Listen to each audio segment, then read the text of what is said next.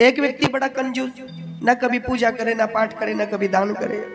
एक दिन पूर्णिमा पड़ी, अर्धांगिनी ने कहा घर में से जाकर के अर्धांगिनी ने कहा कि जाओ, आज तो पूर्णमासी है, कम से कम गंगा स्नान कराओ। दान पुण्य पूजा तो तुम कभी करते नहीं हो।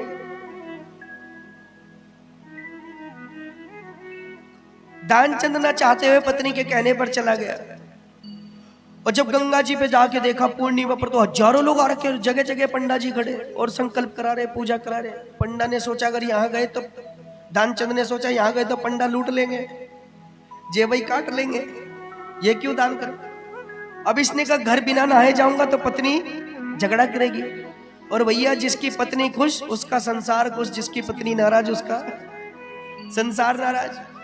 तो जानचंद ने सोचा कहां ना हूं, तो ढूंढते ढूंढते एक घाट पर पहुंचा, और जब अंदर पहुंचा तो अंदर जाकर के देखा कि घाट पर कोई नहीं।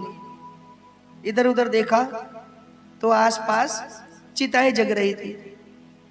वो शमशान घाट पर पहुंच गया। उसने सोचा ये अच्छी जगह मिली है, यही नहा के चलता हूं, कोई यहाँ पंडा भी नहीं है। अच्छा, भगवान ये लीला सब देख रहे हैं। भगवान ने सोचा बड़ा कंजूस है, तो भगवान ने कहा आज इसको सबक सिखाता हूं। और वो जैसे ही गंगा जी की जय बोल करके अंदर घुसा, जय गंगा मैया की, और बाहर निकला तो भगवान प्रकट हुए, यजमान की जय हो। भगवान ने कहा आप कौन? दानचंद ने पूछा आप कौन? भगवान बोले हम है यहाँ के पंडा। तो दानचंद बोला वाह, मुर्द घाट भी नहीं छोड़ा है, यहां भी आ गए। भगवान बोले भैया हम यहां से कहीं जाते नहीं, हम तो यहीं रहते हैं। अच्छा तो यहां क्या करते हो? कुछ नहीं, भगवान का भजन। साल भर में आप जैसा कोई एक दो भक्त आ जाते हैं जो साल भर का राशन पानी हमें दे जाते। अब ना साल भर का नाम सुन, लंबी सांस ली, साल भर? हाँ अब तुम्हें भी देना पड़ेगा। अरे महाराज साल भर का तो हम नहीं। अच्छा तो कोई बात नहीं, 6 महीने का दे दो। महाराज 6 महीने भी बहुत भारी है, 1 महीने का तो दे दो। दानचंद बोला महाराज 1 महीने का भी भारी।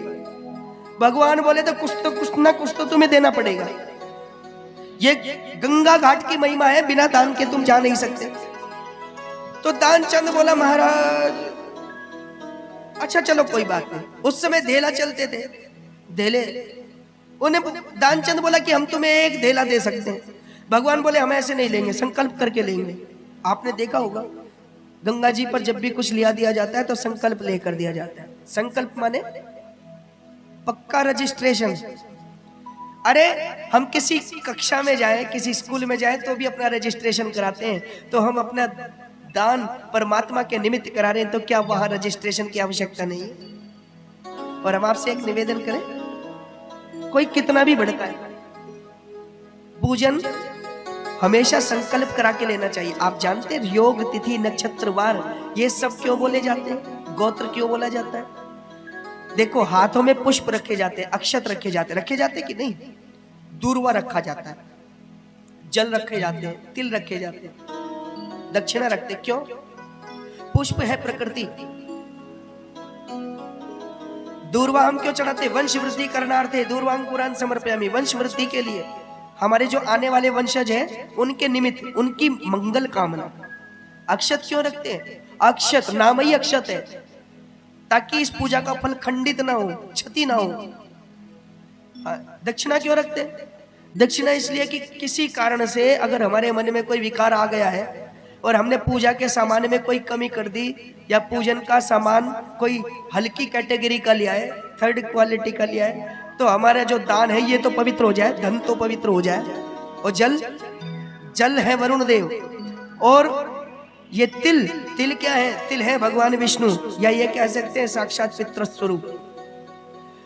ये जल ही भगवान के चरणों में जाकर हमारी गवाही देते हैं कि हमें हमारे सामने ही सारे योग तिथि नक्षत्र को साक्षी मान करके इस गोत्र में इस नाम के व्यक्ति ने उस तिथि में और उस स्थान पर उस दिन उस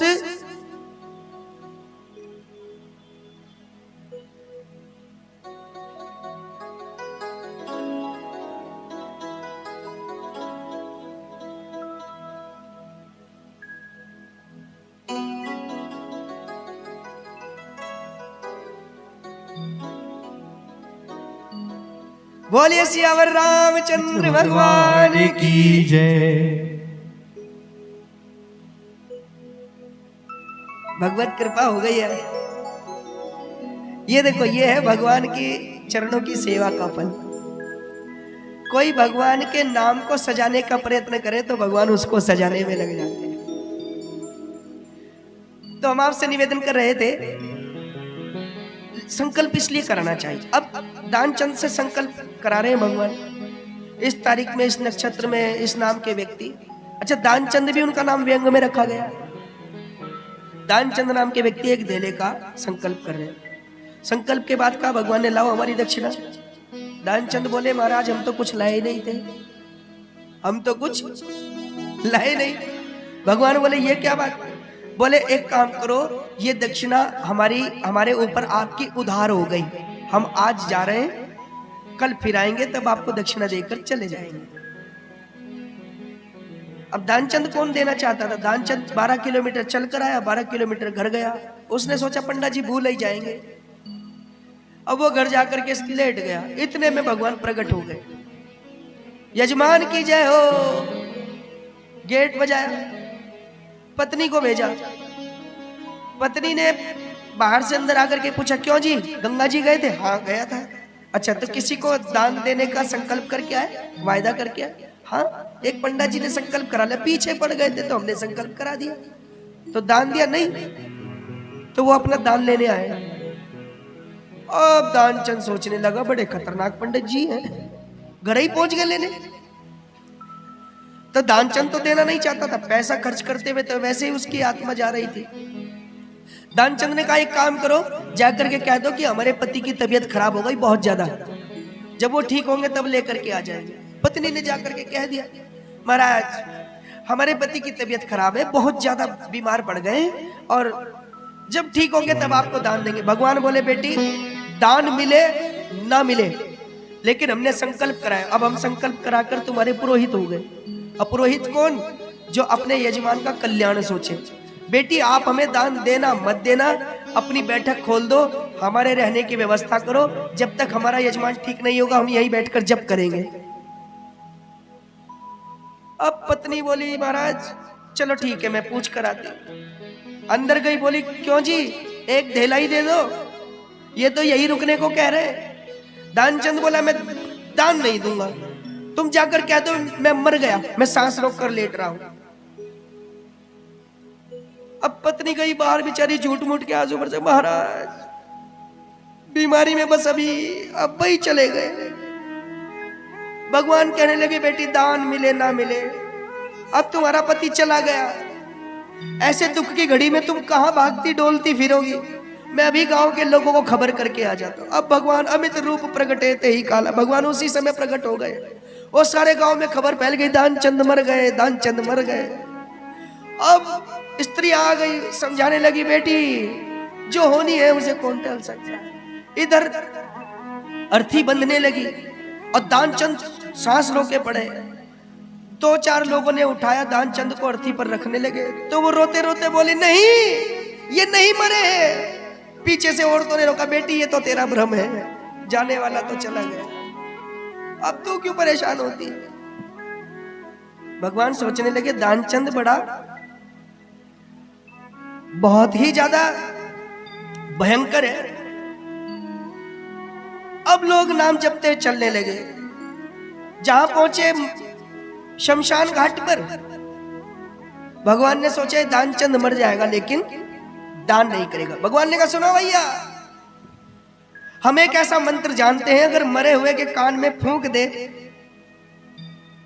मरे हुए के कान में यदि हम फूंक दे तो मरा हुआ व्यक्ति भी जीवित हो सकता है।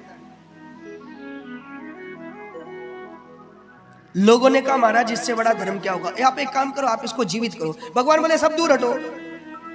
अब भगवान दानचंद के पास बोले, जाकर के बोले, दानचंद मैं जानता हूं तुम मरे नहीं हो, तुम जीवित हो, सांस रोके लेटे हो।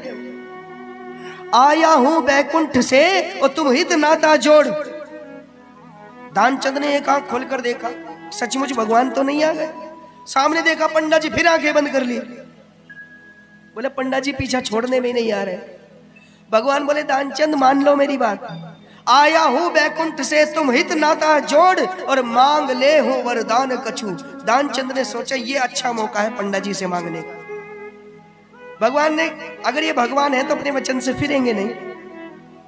तो दानचंद को जैसे ही भगवान ने कहा आया हूं बैकुंठ से तुम हित नाता जोड़ और मांग ले हूं वरदान कछु, अब दानचंद हाथ जोड़ करके बोला महाराज बस धेला दी जो छोड़, जो एक धेले का आपने मेरे से संकल्प लिया है वो छोड़ तो मैं दान नहीं दे सकता। तो आप सोचो भगवान दान ना करने वाले के ऊपर भी रीच कर उसे दर्शन दे सकते हैं, तो दान देने वाले के लिए क्या क्या नहीं कर सकते। इसलिए भक्त कहते हैं मुख में हो राम नाम राम सेवा हाथ में, मुख में हो राम नाम राम सेवा हाथ में, तू अकेला नहीं प्यारे राम तेरे साथ में, तू अकेला नहीं प्यारे राम तेरे साथ में, विधि का विधान जान हानि लाभ सरिये, विधि का विधान जान हानि लाभ सहिए, सीताराम सीताराम सीताराम कहिए, सीताराम सीताराम सीताराम कहिए, सीताराम सीताराम सीताराम कहिए, सीताराम सीताराम सीताराम कहिए, सीताराम सीताराम सीताराम कहिए,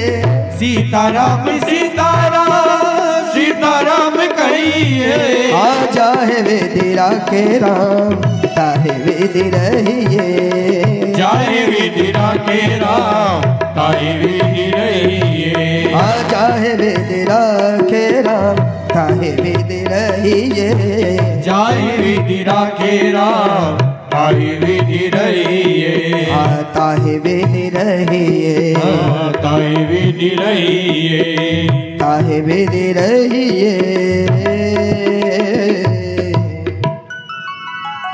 सियावर रामचंद्र भगवान की। धीरे धीरे